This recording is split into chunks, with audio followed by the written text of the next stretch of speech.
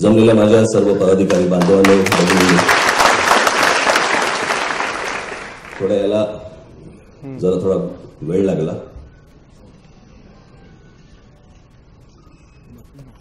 लिखापडी चालू होती.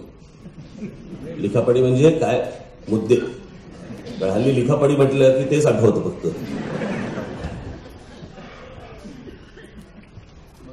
मध्यंतरी पुण्याला आपल्या पदाधिकाऱ्यांचा मेळावा झाला.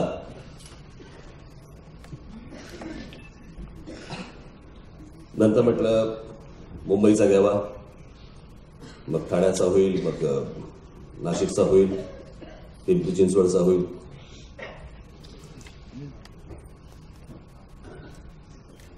त्या दिवशी मी मेळाव्याला भाषणाला उभा राहिलो.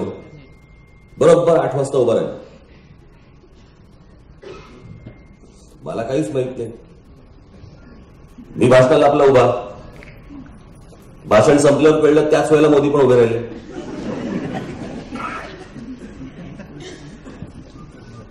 भाषण संपलं, बाहेर आलो आणि मला कोणीतरी सांगितलं आता नरेंद्र मोदींचं पंतप्रधानांचं भाषण झालं आणि त्यांनी 500 आणि 1000च्या नोटा बंद केल्या. म्हटलं अरे 15 मिनिटं आधी सांगायचं ना मला, मी भाषणात जाहीर केलं असतं की पंतप्रधानांनी आता 500 आणि 1000च्या नोटा बंद केलेल्या आहेत. तरीही निवडणुकीसाठी कोणी इच्छुक असतील त्यांनी आपापली नावं द्यावीत.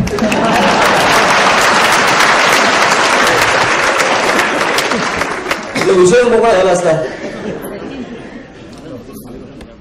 आता ही पहिली वेळ आहे.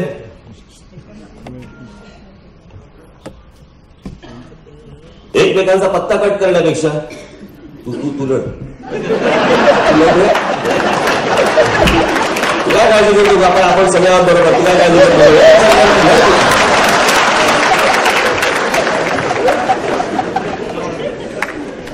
एकमेकांच्या समोरून जात नव्हते ते आता गळ्या हरून फिरायला लागले सगळे. आहे की नाही वस्तुस्थिती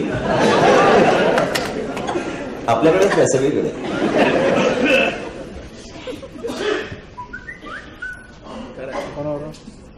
पण आपल्याला एका अर्थाने आपल्या पक्षासाठी खूप उत्तम गोष्ट झाली. ही सगळी बडी धेंडोजी ज्या प्रकारे पैसे काढत होते, मग त्या जाहिराती आणि मग इतर जो काय खर्च सगळा चालायचा, आता कसे आहे पैशाच्या बाबतीत लेवलमध्ये आले. बाकीचं आम्ही बघून घेऊ. पक्षाला माणसांची कमतरता नाही, पण ज्या प्रकारे ते पैसे होतच होते. पण एक गोष्ट बघितली पाहिजे की आपण पैसे कमी खर्च करून किंवा काहीच न करता जे जे काही शक्य होईल त्याच्यातनं करायचं आणि भाजपवाल्यांकडे वेगळा पैसा असं होता कामा नये. म्हणजे हे 2 पायाने धावणार आणि आम्ही लंगडी करत परत तेच.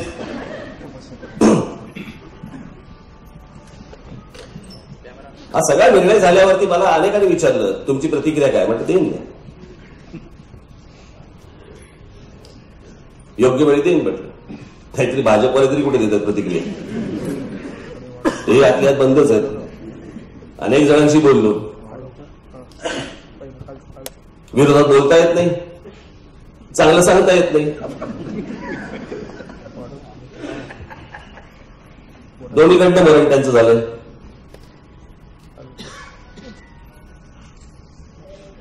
कोणता भाजपचा नेता तरी काय आजपर्यंत बोलला? 1-2-4 जण बोलले सोडलं तर देशातला कोण बोलला? कोणी बोलत नाही.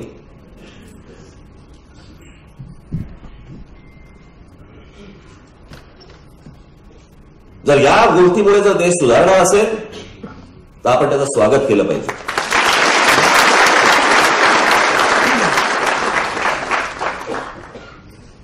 पण हा निर्णय घेताना जर समजा तुम्ही कुठचाही विचार न करता हा निर्णय घेतला गेला असेल तर हा देश खड्ड्यात जाईल.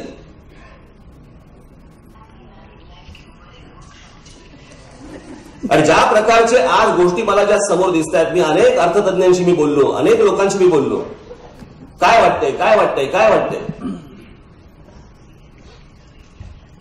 आज ज्यावेळेला सर्वसामान्य लोकांकडनं प्रतिक्रिया येतात त्यावेळेला काय म्हणतात? चांगलं झालं. म्हटलं कोण बोलतो वाईट झालं? चांगलं झालं, भविष्यासाठी चांगलंय. पण ते भविष्यासाठी काय चांगलं आहे हे आजपर्यंत पंतप्रधानांनी सांगितलं नाही की कोणी सांगतही नाही. भविष्यासाठी चांगलं म्हणजे काय होणार, काय घडणार, काय माहित नाही. कारण आकडे वेगळं सांगतात, वस्तुस्थिती वेगळी आहे, परिस्थिती वेगळी आहे, एकमेकांचा मेळ एकमेकांना लागत नाही. इथे सगळा गोंधळ. मी हाच विचार केला की विनाकारण नुसता विरोध करायचा. विरोध कशासाठी करायचा? जर चांगलं होणार असेल देशाचं तर चांगली गोष्ट आहे. पण म्हणून म्हणेन काही मी आकडेवारी हाच तुमच्या समोर मी मांडणार आहे. जरा थोडंसं टेक्निकल आहे, परंतु थोडं समजून घेणं गरजेचं आहे. कारण मी गेले काही दिवस हे समजून घेतोय की नक्की काय घडलंय, नक्की काय घडणार आहे, नक्की काय होतंय.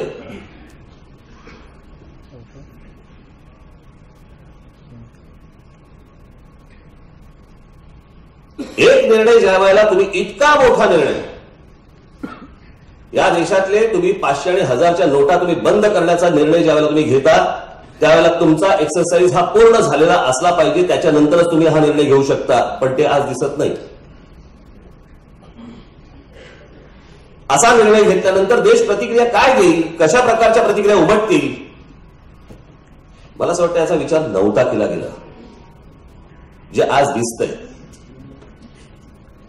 कधी म्हणता तुम्ही बँकेत 4500 रुपये काढा, मध्येच म्हणतात 2000 काढा, मध्येच म्हणतात शाही लावा,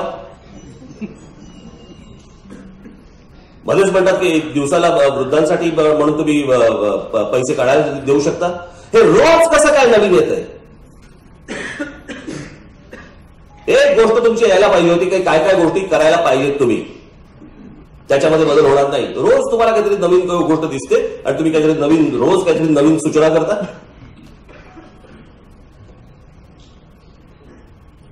याचा अर्थ तुम्ही अगोदर या गोष्टींचा विचार केला नाही की हे रिॲक्ट कसं होईल, रिॲक्शन्स काय येतील लोकांकडनं. आज आपल्या पक्षातर्फे अनेक ठिकाणी जिथे रांगा लागलेल्या आहेत तिथे आज पाणी दिलं जात आहे, अनेक लोकांना फॉर्म भरून दिले जात आहेत, अनेक लोकांना, त्याबद्दल तुमचं अभिनंदन. पण तीच गोष्ट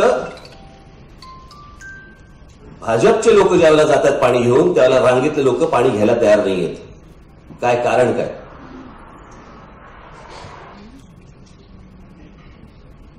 काही जण म्हणतात चांगलं झालं,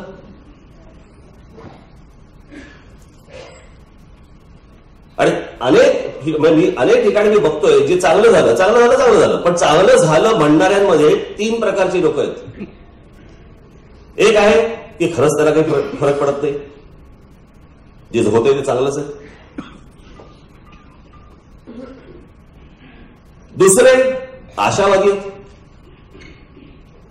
की चांगलं काहीतरी घडेल, उत्तम काहीतरी घडेल. तिसरे त्यांना असली आहे, तो बघ गाडीतनं फिरतो, बघ बरं झालं मोदींनी घेतला निर्णय, वाट लागू देते. असे पण काही जण परवापर्यंत आमच्या बरोबर खेळणारा आता बघा कुठे फिरतो तो, असे पण आहेत. त्यातल्या किती जणांना काय काय माहिती आहे, काय काय घडणार आहे. मी काही अर्थतज्ञ नाही, मी कोणी इकॉनॉमिस्ट नाही, परंतु हा देश कुठे जाणार आहे हे समजून घेणं मला असं वाटतं प्रत्येकाचं काम आहे. आज जो नरेंद्र मोदींनी निर्णय घेतलेला आहे तो जर फसला तर हा देश खड्ड्यात गेला म्हणून समजा. ते सांगतायत आता आम्हाला निर्णय मागे घेता येणार नाही, घेऊही नका. पण तो जर निर्णय फसला तर देश किती मागे जाईल याचा विचार आपण केलेला होता का, आहे का, एवढाच फक्त आमचा प्रश्न आहे. बाकी आमचं काही म्हणणं नाहीये, बाकी आमचं काही म्हणणं नाही. ज्या गोष्टी समोर येत आहेत, सगळेजण म्हणतात देशासाठी आपल्याला काही गोष्टी केल्या पाहिजेत, निश्चित केल्या पाहिजेत. देशामध्ये काळा पैसा आहे, निश्चित काळा पैसा आहे. माहित नाही का तुम्हाला कुठे आहे तो? हे कुठे कुठे काळे पैसेवाले आहेत, त्यांच्या फाईल्स तुमच्याकडे आहेत ना, इन्कम टॅक्सवाल्यांकडे आहेत ना. मग एका दिवसात सगळ्यांवरती धाडी करायला टाकल्या. लोकांना रांगेत का ठेवलं?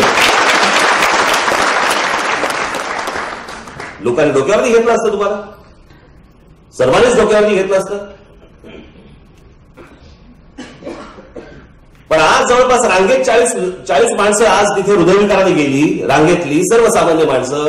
एक तरी काळा पैसावाला मेला का? कोण नाही मेला. पहिली गोष्ट आपण लक्षात घेतली पाहिजे. म्हणून ही आकडेवारी फार महत्वाची आहे की या देशामध्ये इन्कम टॅक्स किती लोक भरतात? देशाची लोकसंख्या आहे 120 कोटी. या देशामध्ये इन्कम टॅक्स भरणाऱ्यांची संख्या ही फक्त 4.5% आहे. 4.5% लोक फक्त इन्कम टॅक्स भरतात या देशातले. हा संपूर्ण देश हा कॅशवर चालतो. कॅश म्हणजे काळा पैसा नाही, रोख म्हणजे काळा पैसा नाही, आणि काळा पैसा म्हणजे रोख नाही.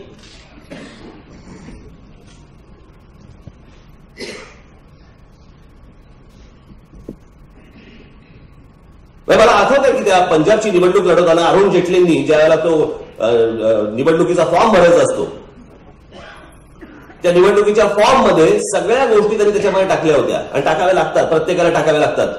तुमचे ऍसेट्स किती आहेत, तुमच्याकडे रोख किती आहे, तुमच्याकडे बँक बॅलन्स किती आहे, सगळ्या गोष्टी तुम्हाला त्याच्यामध्ये द्याव्या लागतात.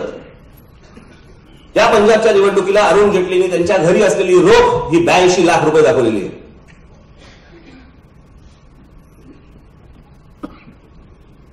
माझं असं म्हणणं नाही की ते काळे पैसे आहेत, पण आजची परिस्थिती जर समजा अरुण जेटलींवरती आली असती तर 2.5 लाख रुपये कसे भरणार होते ते? 82 लाख.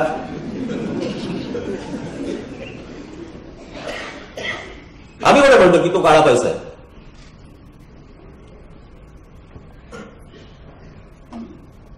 आणि अशी असंख्य लोक असतील या देशात.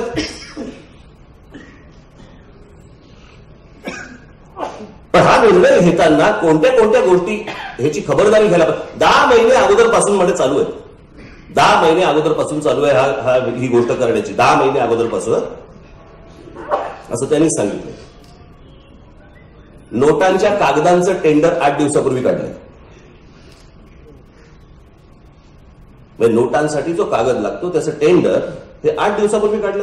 10 महिन्यापासून तयारी सुरू आहे. 10 महिन्यापासून कोणती तयारी सुरू आहे? नवीन आलेली 2000ची नोट तुमच्या एटीएम मध्ये जात नाही. ती सगळी मशीन्स बदलायला लागणार आहेत.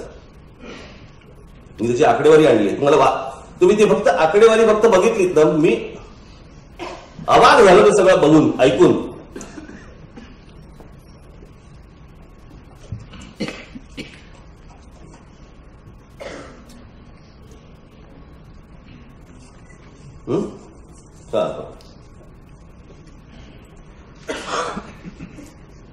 एटीएम देशात एकूण, देशाची लोकसंख्या बघा, देशाची लोकसंख्या आहे 120 कोटी आणि देशात एकूण फक्त 2 लाख एटीएम मशीन्स आहेत.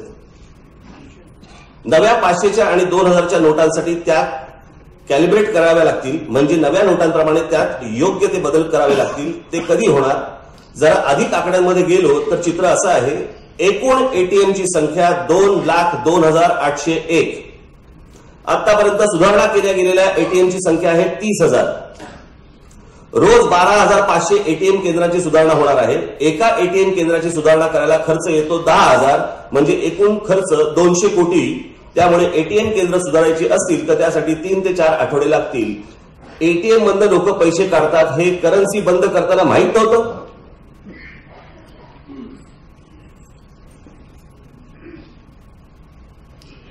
एवढी पण गोष्ट माहिती नाही आपल्याला. एवढा मोठा निर्णय घेताना या सगळ्या गोष्टींकडे लक्ष दिलं गेलं नाही. त्याच्यावरती आत्ता लक्ष देत आहे की ती नोट बसत नाही त्याच्यामध्ये. म्हणून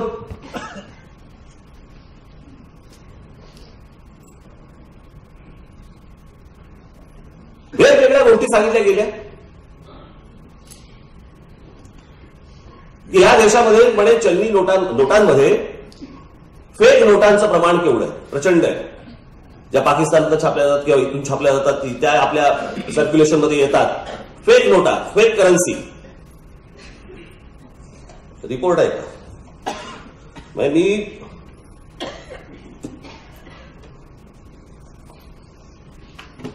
आपल्या देशामध्ये साधारणपणे आत्ता खेळता पैसा किती आहे, जो मला आकडा कळला तो आहे साधारणपणे 16 ते 17 लाख कोटी. 16 ते 17 लाख कोटी. फेक करन्सी किती आहे माहिती आहे तुम्हाला? 450 ते 500 कोटी. म्हणजे 2 शाहरुख खानचे पिक्चर. 450 ते 500 कोटी रुपयांच्या नोटांसाठी तुम्ही 17 लाख कोटी रुपये जे खेळतायत देशामध्ये ते बंद केलेत का? देशासाठी. घरात 2 उंदीर झाले, अख्खं घर जाळलं.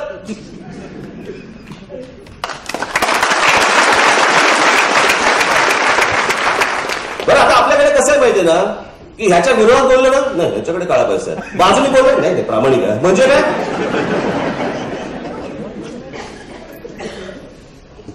आता मगाशी मी बोललो ना, भाजपच्या लोकांकडनं आता पाणी पण घेत नाहीत लोक. आता नवीन व्हॉट्सअप सुरू करतील बघा, त्यांचीच माणसं उभी करतील, इथे मोठं कमळ विमळ लावून पाणी पितात पाणी पितात पाणी पितात. आता नवीन सगळं यंत्रणा सुरू. कशासाठी करताय तुम्ही हे?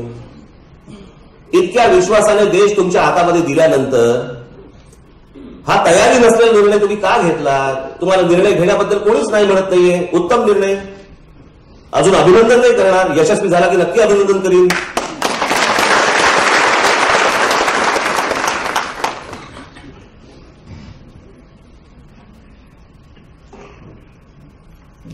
बरं, काळा पैसा तुम्हाला बाहेर काढायचा आहे. काळा पैसा सगळे आहेत ना.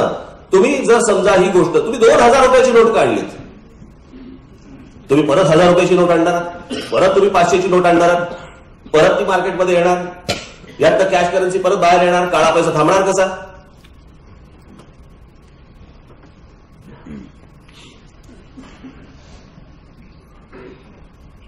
म्हणतात 10 महिन्यापूर्वी जर समजा तुम्ही ह्याची गोष्टींची तयारी सुरू केलेली होती, तर नवीन नोटेवरती नवीन गव्हर्नरची सही कशी?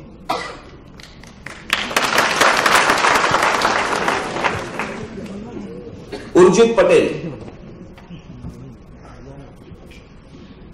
हे उर्जित पटेल हे रिलायन्स मध्ये ऍडवायझर होते, कन्सल्टंट होते.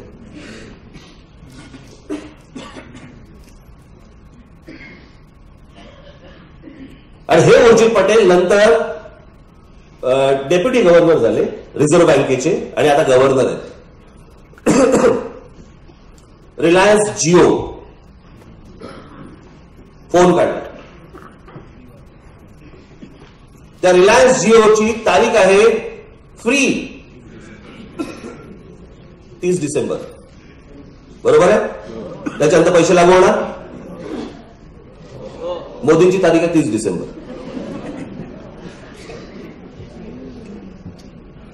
हा निव्वळ योगायोग काय म्हणायचा? काय म्हणायचं याला? याची उत्तरं सापडत नाही. या गोष्टींची उत्तरं सापडत नाहीत. आणि हा सगळा जर विचित्र प्रकारचा जर गोलमाल असेल, तर हा देश तुम्ही लिहून घ्या, हा 20, 25, 30 वर्ष मागे गेला म्हणून समजा. आज आपल्याकडे कॅश इकॉनॉमी जी आहे, ही कॅश इकॉनॉमी अनेक अर्थतज्ञांशी बोलल्यानंतर ज्या वेळेला जगामध्ये ज्यावेळेला मंदी येते आली, आपण तरलो फक्त कॅश इकॉनॉमीवर. हा देश, मी ज्या लोकांशी आतापर्यंत बोललेलो, मी ज्या लोकांशी बोललो, ज्यांना ह्या सगळ्या गोष्टींमधलं ज्ञान आहे आणि खऱ्या अर्थाने ज्ञान आहे, त्यांचं असं म्हणणं आहे की हे डिझास्टरच आहे. हे जरी ते बोलत असले तरी आपण म्हणूया, चला नरेंद्र मोदीजी, तुम्ही 50 दिवस बोललात, 50 दिवस दिले देशाने, तर 15 दिवसात होणार काय? हे ज्या प्रकारच्या गोष्टी समोर येत आहेत, ज्या प्रकारचा सगळा अंधाधुंद सगळे प्रकार चालू आहे, खाली कोणालाच माहित नाही. लोकशाहीच्या देशामध्ये, लोकशाहीने निवडून आलेल्या देशामध्ये मंत्र्यांना माहितीच नाही निर्णय.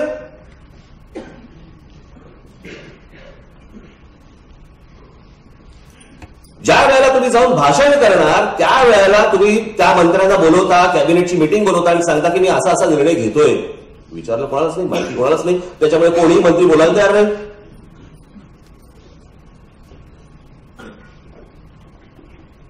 आणि असं आपण पकडूया की या सगळ्या गोष्टींचा तुम्हाला काळ्या पैशाबद्दल जर मोदीजी तुम्हाला तिरस्कार होता इतका,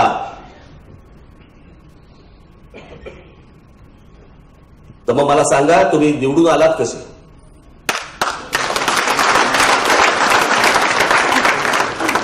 त्या 2014च्या लोकसभेचा खर्च अजूनपर्यंत भाजपने मांडलेला नाही. किती महिने चालू होतं ते?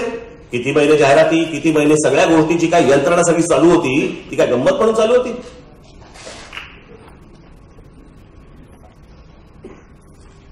बरं तुम्ही निवडून आलात, तुम्ही आज म्हणताय 50 दिवस द्या मला, तुमच्याकडे 3 वर्ष होती. या 3 वर्षामध्ये पश्चिम बंगालची निवडणूक झाली, ती काय बँकेतनं पैसे काढून झाली का? बिहारची निवडणूक झाली, ती कुठून पैसे काढून झाली? तामिळनाडूची झाली, ती कुठून पैसे काढून झाली? महाराष्ट्राची झाली, कुठून पैसे आले?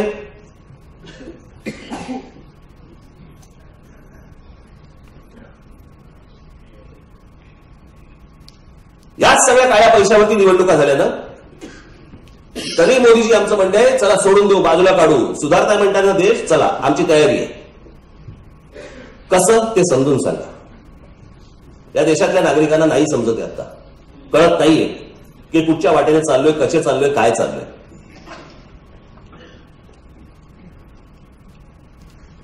सकाळी गोव्यात जाऊन भाषण देताना तुम्हाला हुंदका येतो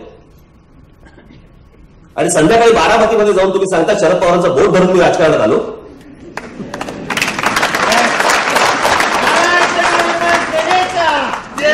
त्यांचं बोट धरून अजित पवार पण आला,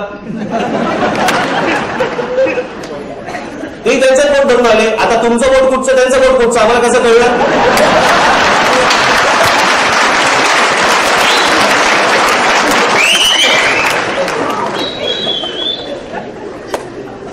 आणि निव्वळ योगायोग असा जर समजायचा असेल आपल्याला आणि एकच बोट निघालं तर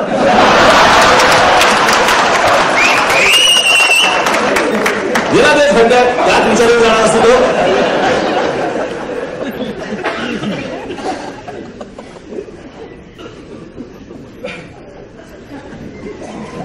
काय प्रकार आहे या संपूर्ण प्रकरणामध्ये? मी वाट बघत होतो की मोहनराव भागवतांची काही प्रतिक्रिया आहे, संघाची आरएसएसची काही प्रतिक्रिया आहे, काही नाही. मी अनेक संघातल्या लोकांशी बोललो, नाराज आहेत. भाजपमधल्या लोकांशी बोललो, मी नाराज आहेत. बोलत कोणीच नाहीये, कोणीच या गोष्टीवरती विषय बोलायला तयार नाहीये. याचं कारण काय चाललंय हेच कोणाला कळत नाहीये. रोज वेगळा निर्णय, रोज वेगळा निर्णय. इतका मोठा निर्णय तुम्ही घेताना अशा प्रकारे घेतला गेला निर्णय. आज जिल्हा बँका बंद केल्या. तर गंमत बघा, त्या जिल्हा बँका बंद केल्यावरती त्याचा शेतकऱ्यांचा विचार नाही, पण जिल्हा बँक बंद केल्यावरती मोदीजीनं, पंतप्रधान काय म्हणतात, तो रिझर्व्ह बँकेचा निर्णय. रिझर्व्ह बँक म्हणते आमचा नाही, तो पंतप्रधानांचा निर्णय. हा गोंधळ सुरू आहे.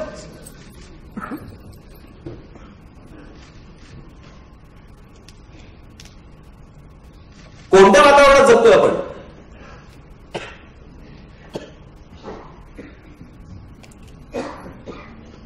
अनेक लोक बिथरलेले, घाबरलेले, त्यांना समजत नाही काय आहे ते. काल मी परवा दिवशी, आठवतंय बाळा, इथे बाळा नांदगावकर बसले.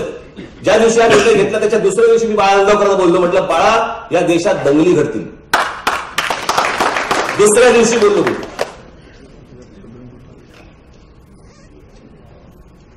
काल सुप्रीम कोर्ट बोललं. काल सुप्रीम कोर्टाने सांगितलं की या देशात दंगली घडतील, ताबडतोब काहीतरी याच्यावरती इलाज शोधा. लोक थांबणार नाहीत, लोक रस्त्यावरती येतील. काल परवाकडे गोदावा फोडायला सुरुवात झाली.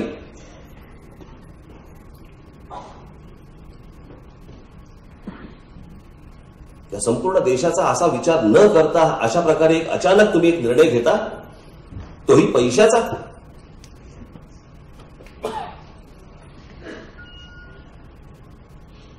आणि हा निर्णय घेतल्यानंतर तुमचाच एक माणूस खासदार, ते जनार्दन रेड्डी, 500 कोटीचं लग्न करतो. इथे माझ्या भगिनी बसलेल्या आहेत. खरं खोटं मला माहित नाही, पण त्यातला थोडा डिस्काउंट जरी घेतला आपण, तर ती जी मुलगी होती त्या मुलीची साडीची किंमत 17 कोटी रुपये होती. काय लावलं काय होतं त्याच्यावर?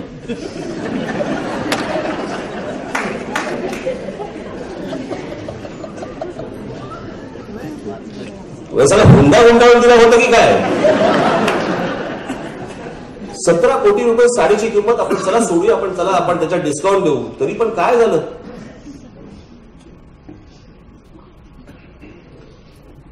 काँग्रेसच्या काळात याच माणसाला जेलमध्ये टाकलं होतं भ्रष्टाचाराच्या आरोपाखाली. तोच माणूस तुमचा खासदार, तोच माणूस तुम्ही पैसे बंद केल्यानंतर, करन्सी बंद केल्यानंतर या देशात 500 कोटी रुपयाचं लग्न करतो. काय बोलायचं? काय समजायचं आम्ही? मला कल्पना नाही हा देश कुठे चाललाय, कुठे जाणार आहे, पण आजची परिस्थिती पाहता हा देश अराजकाकडे जाणार. हे इतक्यात आवरेल असं मला वाटत नाही, दिसत नाही. मी अनेकांशी बोलल्यानंतर मी तुम्हाला हे सांगतोय.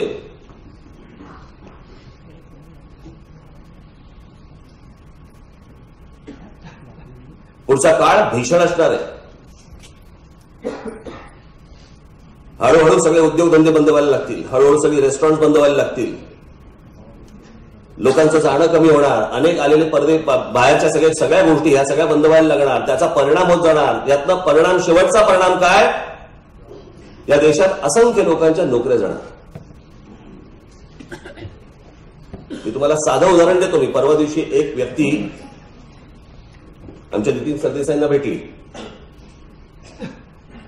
त्यांच्या कंपनीमध्ये सेल्स डिपार्टमेंटला त्यांच्याकडे 130 माणसं होती. बरोबर ना? नरेंद्र मोदींनी निर्णय जाहीर केल्यानंतर जवळपास 4थ्या दिवशी त्या माणसाने 130 लोकांमधनं 70 माणसं काढून टाकली. नाही होऊ शकत, परवडू नाही शकत.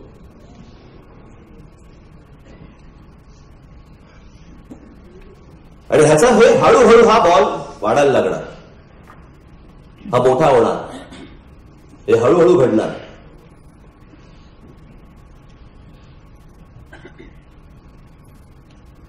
पण म्हणून मला आपल्याला सांगायचं होतं की आज हे सगळं मेळावा आपण ठेवलाय, सगळ्या निवडणुका सगळ्या येतील.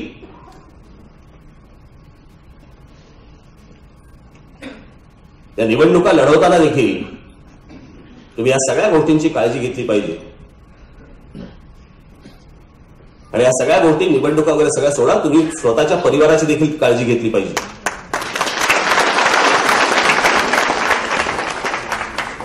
कारण हे सगळं प्रकरण आता कुठे जाईल, कुठच्या दिशेने जाईल माहित नाही. आवरलं गेलं तर आनंदच आहे. हे चांगलं घडो, या देशामध्ये चांगलं घडो, या देशामध्ये चांगलं हो, हीच फक्त परमेश्वराकडे इच्छा व्यक्त करतो मी. या निर्णयातनं काही चांगलं घडो. आणि हे जर चांगलं घडो तरच हा देश वाचेल, नाही तर हे शक्य नाही होणार. पुढे अशक्य आहे. वर्तमानपत्रातल्या जाहिराती कमी व्हायला लागल्या. दूरदर्शन टेलिव्हिजन चॅनलवरच्या फक्त पातंजलीच्या जाहिराती आहेत. आता पातंजलीच्या जाहिराती तुम्हाला माहिती आहेत कशा येतात त्या.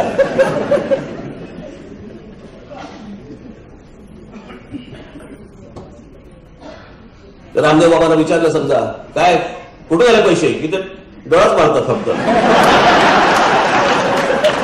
आम्हाला कळतं कुठून आले ते.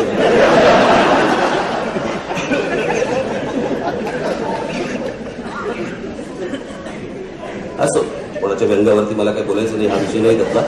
परंतु प्रश्न असा आहे की हे ज्या प्रकारे चालू आहे हे अजूनपर्यंत लक्षात येत नाही, समजत नाहीये कोणत्या दिशेला जाणार आहोत. तुम्ही सगळेजण फक्त तयारीत राहा. कुटुंबाची पहिली काळजी घ्या. या निवडणुका येतील, निवडणुका जातील, या सगळ्या गोष्टी घडत राहतील. परंतु माझ्यासाठी तुम्ही सर्वात महत्वाचे आहात. या देशाची सर्व जनता माझ्यासाठी महत्वाची आहे.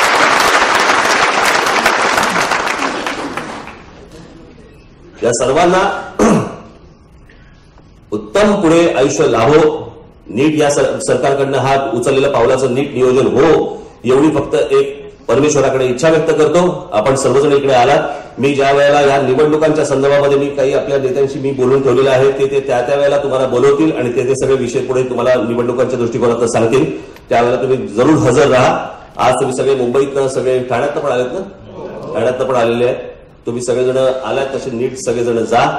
हा देश चांगला उभा राहो, घडो. नरेंद्र मोदींनी 50 दिवस मागितलेले आहेत. त्या 50 दिवसामध्ये या देशात काही चमत्कार घडो अशी आशा अपेक्षा बाळगतो. आपल्या सर्वांची रजा घेतो. धन्यवाद. जय हिंद, जय महाराष्ट्र.